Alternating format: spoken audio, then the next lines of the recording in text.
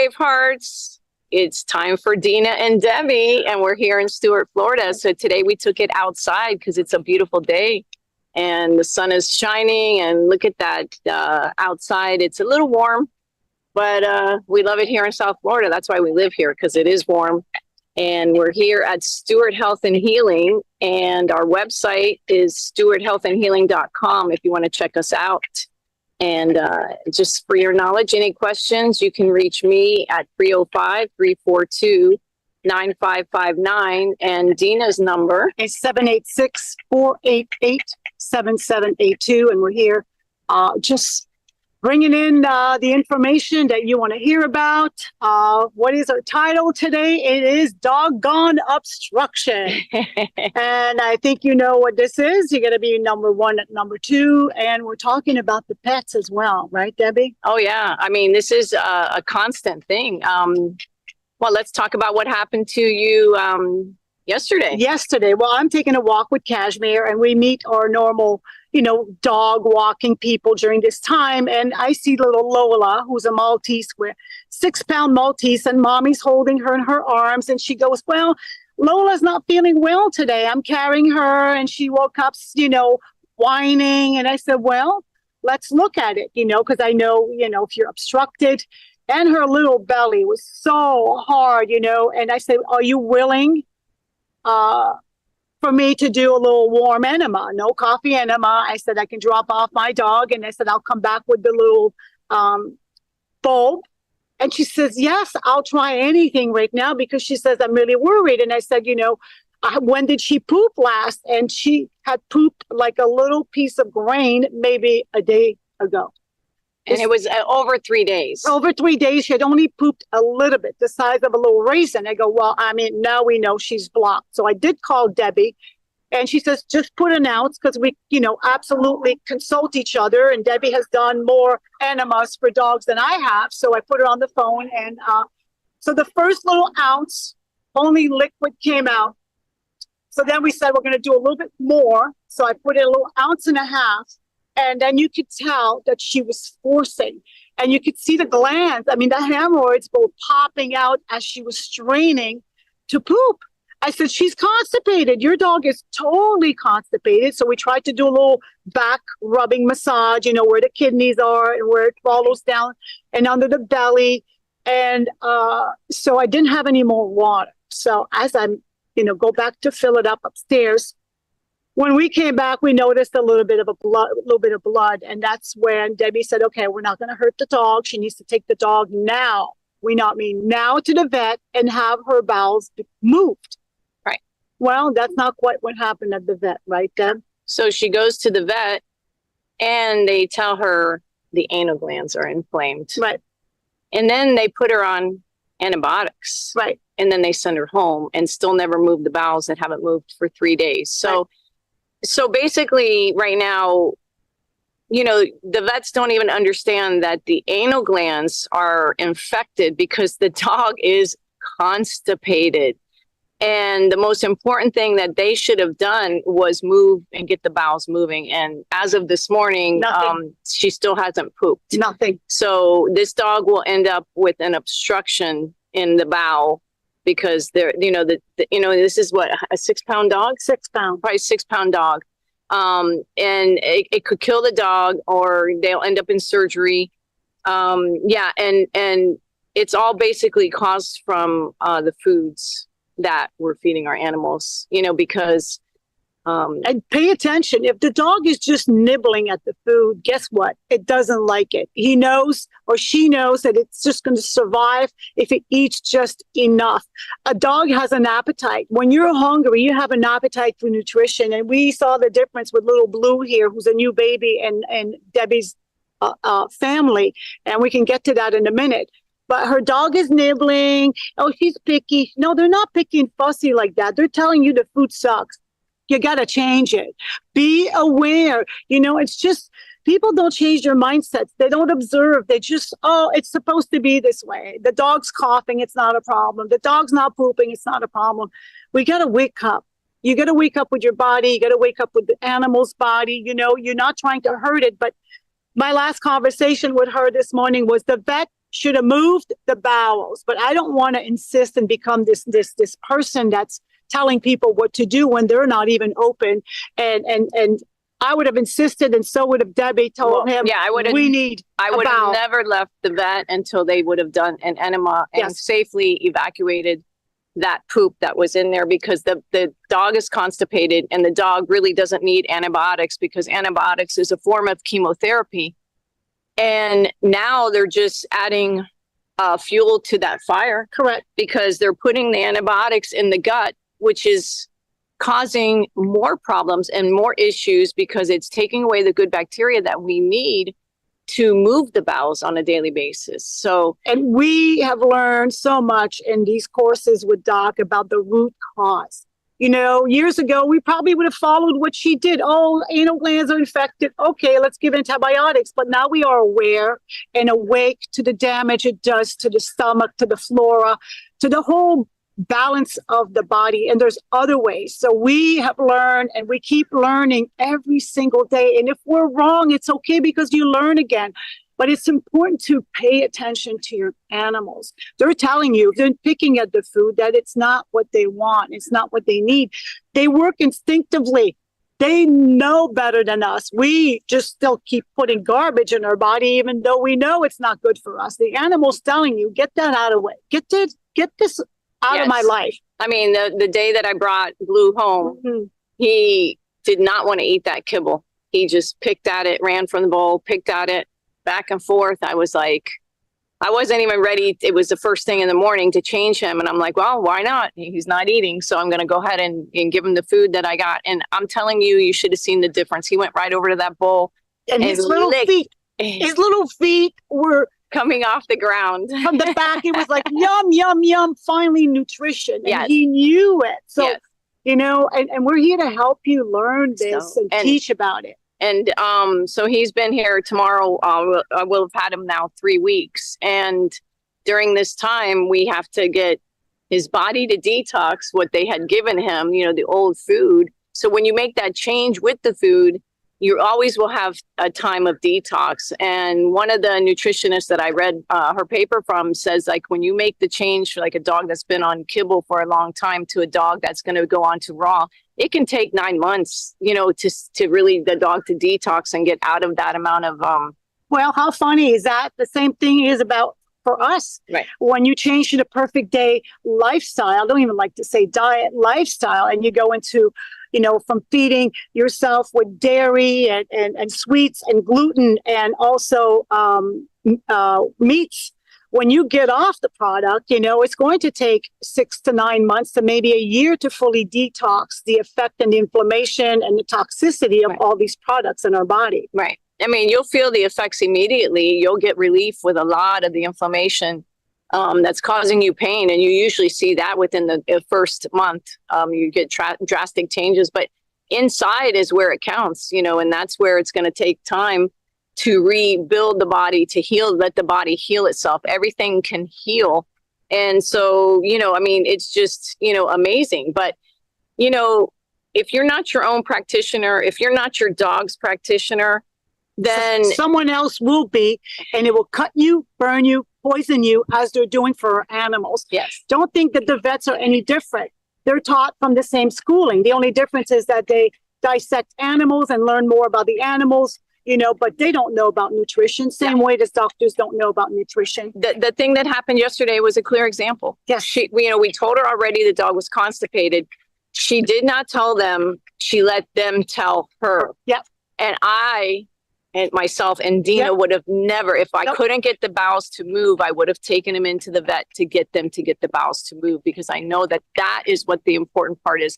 The dog, once the bowels moved and everything was working right, the anal glands will get out of that inflammatory state. It does not need antibiotics. It's only inflamed due to the fact that, you know, we're feeding the dog the wrong food, and then the body is being inflamed. And, you know, this isn't just only for dogs. You know, just in the last week, we've had 2 clients. One of them is going to have some surgery that she wants to have. And they saw something on her urine. And they told her she needed to take an antibiotic. And So she was not having any symptoms for any UTI, and they put her on antibiotics. And then she took it, and then she had side effects from the antibiotics. So I was like, well, why would you take something that you actually have no symptoms for just because it's a test?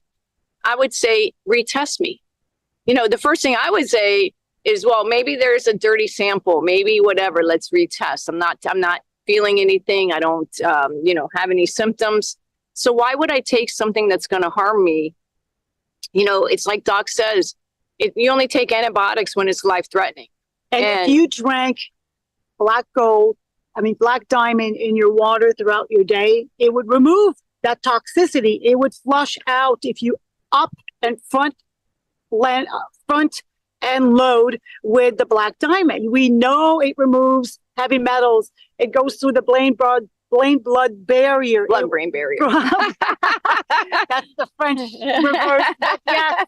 But that's common sense. And now we're going to really wake up. Yeah. Really wake up. And we had another client, and she has multiple sclerosis, and they put her on a thyroid medication, and she didn't have a thyroid problem. So why?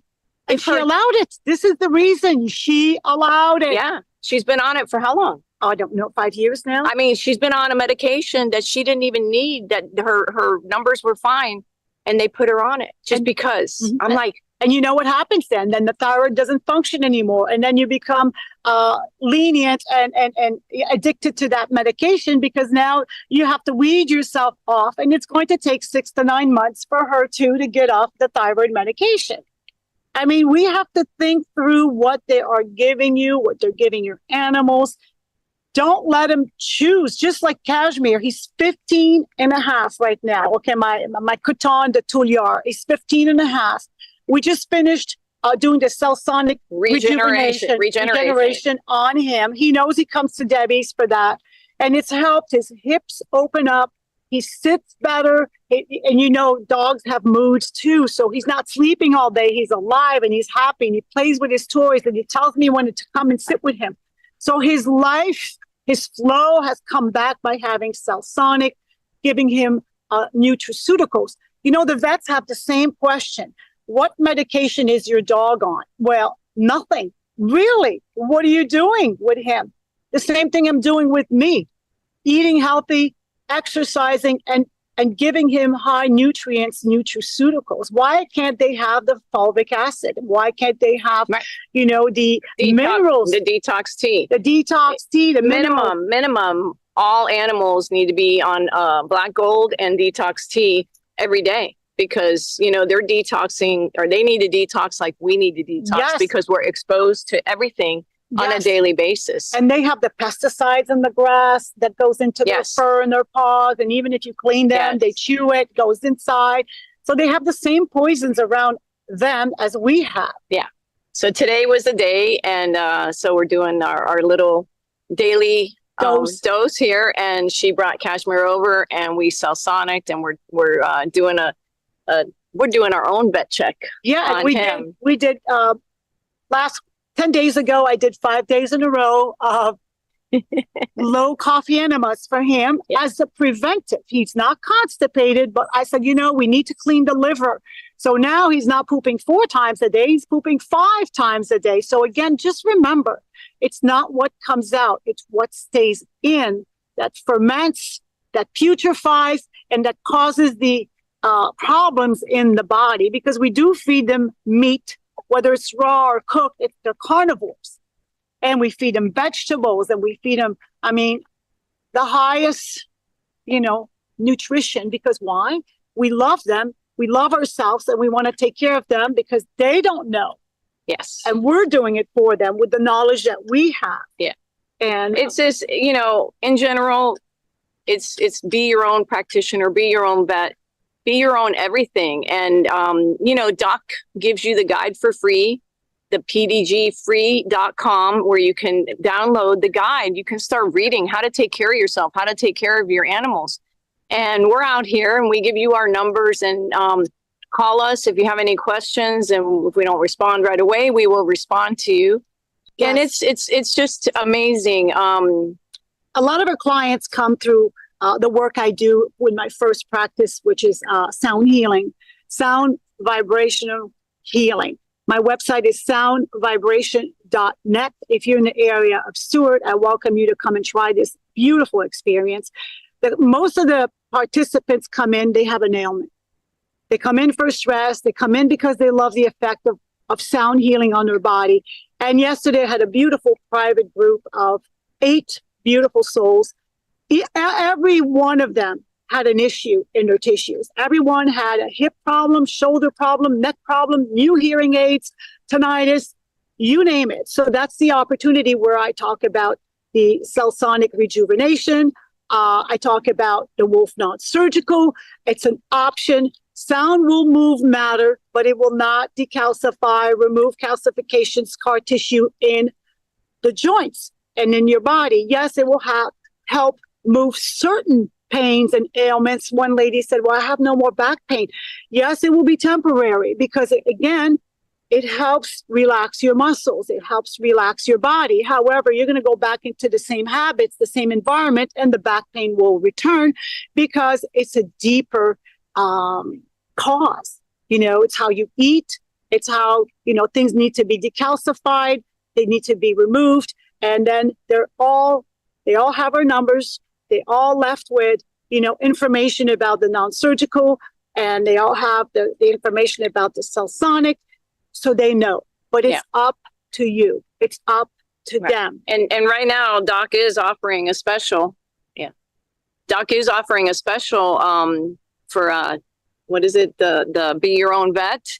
And so you can find products on his website and get your dog started on things along with you. Yes. And your dogs can take basically anything that you can. So anyway, I think, and the word enema, is not taboo. Oh, enema. Oh, what is that? It's as if you just spoke Chinese to someone. Oh, enema. Oh, they go into shock because they have to put something up their, anus, which is another word that's not taboo because it's part of the body. And they're like, what?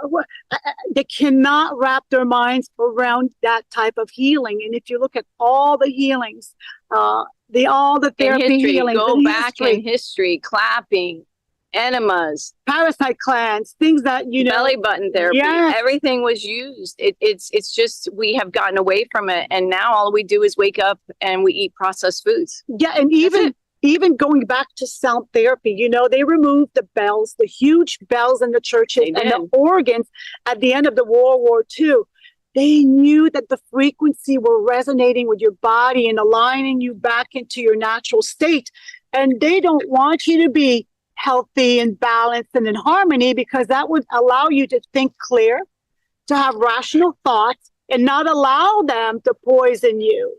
You'd be aware of what they're telling you, right? And we have friends that listen to us, but when it becomes critical, they call us, right? They call us, even people in Debbie's family that were trying to convince her mother to take the, what? And she said, you need to leave my mother alone. Well, guess what? They're calling her now because of the side effects that they're having, and they're like panicking. Yeah. So, this is what happens. You don't want to be in crisis. You want to prevent the crisis. Right. With your animals as well.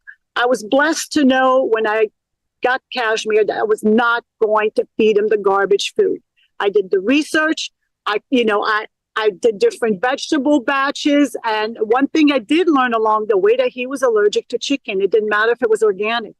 There's something in that organic, cage-free, that was causing him to have ear infections. But if you're not aware of it, you keep feeding him the same thing. And guess what? The ear infections kept coming back. So I had to do the same thing as a human being, process of elimination. Let's take the chicken. It's normally what causes the most allergy in dogs. So we did. And now he has not had an ear infection in years. He's eating turkey, beef, eggs, tuna, salmon. Vegetables. If you want that recipe. And my dogs also eat a raw egg. I dump in a raw egg with their food. It's like so important to give them and nourish them. And kibble does not nourish. So, you know, would you be able to and eat chips all day long Yeah. and thinking that nourishes you? and this guy here, I mean, you can just, I mean, I don't know, like when I first got him, He's full. he was so thin here in the middle, and he is so thick right now. And he just jumps up on the side of the counter or the cabinet every time we go to eat, and he just wants his food. He just eats and eats and eats. I mean, this is like amazing. He's putting on the weight. He's 3 months now, as of I think tomorrow. That's 20. And so anyway, it is important to nourish. It is important to detox. It's important to watch your dog and watch them poop. People always said to me, "Why do you watch them poop?" I said, "Because I want to know what they're doing. Is their poop normal? Are they pooping once a day? Or are they pooping 5 times a day?" Important. And this woman that, you know, she ran across, you know, hasn't pooped for 3 days. That right there is a big red flag, and you better do something about it, because it's only going to get worse and worse. Because now the dog will not eat because it knows that it's full, Right. because it can't move anything out. So you can't keep putting in without moving out. Right. And if she does eat, it's just going to cause more belly aches and inflammation. Right. So it's a catch-22. And most dogs, when they're sick, they won't eat. They know instinctually they won't. So quit trying to feed them. When your dog is sick, they're telling you they don't want to eat. And so it's, you know, it's not for you to push the food on them. But anyway, guys, we want to tell you that Doc is now going to Australia. yeah, he's in. I And think he's there. He's yeah. flying there for a whole month of training. And then he's going to come back to Ixtapa for what, 2 more trainings? No, 1. So he has one training in Australia in the month of August. So that's coming up right now. And also he'll be in Ixtapa doing the final class of the year in October. And then there is a list for the classes that will be in 2025. And we're on that list around May of 2025. Yeah. I don't know exactly the dates. They're not uploaded yet on the website. We still have April dates, but it's going to be in May. So I want you to stay tuned. Yes. And then you can check it out on bhnuniversity.com. You can go into his library and start learning so much. It's so important. And, you know, you got to do the research. You know, we can help you out with small bits and pieces, but you've got to be your practitioner. You've got to do the research. And Doc is wonderful. You know, you get into that library and, you know, he gives everything for free. The PDF, Perfect Day Guide is for free, that pdgfree.com. You can download it. It's wonderful. And you have the enema guide, you have the clapping guide, you have the emotional, the fasting guide. Yeah, you have the you know, emotional chemistry of cancer, if you want to understand what cancer really is and not be afraid of those words. Right, I mean, exactly. Take charge with knowledge, people. Just take charge with knowledge. Knowledge is power when it comes to your health. You know, I won't allow anyone to do what I don't want them to do. And I'm going to question it. And then the doctors, listen, I challenged a doctor recently, and his belief system made me not ever go see him again. Because I said, if I'm in the space of a person that's afraid of cancer, right away, you know, he's going to bring that to this space. And I don't bring that in my field. So, and the only reason I looked for him, because he was closer to the house. And if something happens, you need a GP, whatever. And I no, didn't hire him. Yeah. It's a hiring, guys. You choose. Right. I did not hire him. I mean, my sister went to her doctor and I told her, I said, have him run these blood tests, and he would not do it. And I told her, I said, I'd fire him, because, you know, I go to mine and I say, hey, I want this, and that. And she does it. And that's it. You know, I want to, and it's tests that they don't normally run because they don't even know what to run. Because when they're testing your blood, they're testing your blood in the blood level, and you need it at the cellular level to get the accurate results. So, you know, and a doc tells you, you know, your blood changes constantly all the time, every second. So what you test now will be different than what you test tomorrow. And then you taught me the average person, you know, like they compare the bone density to an average person of 35 years old when you're 60, 65. Yes. You just can't. You have to, you know, compare apples to apples. Right. So anyway. Yes. So we wanted to say hi today. This is our show. We'll be here in 2 weeks and we'll be talking about something different. We might even be in my sound room. I'd like for you to come into that sound space and see how it feels when you enter, and let Debbie tell you how she discovered the sound healing and what it does for her. So I will demonstrate on her body, on herself, when she's laying in one of the chairs.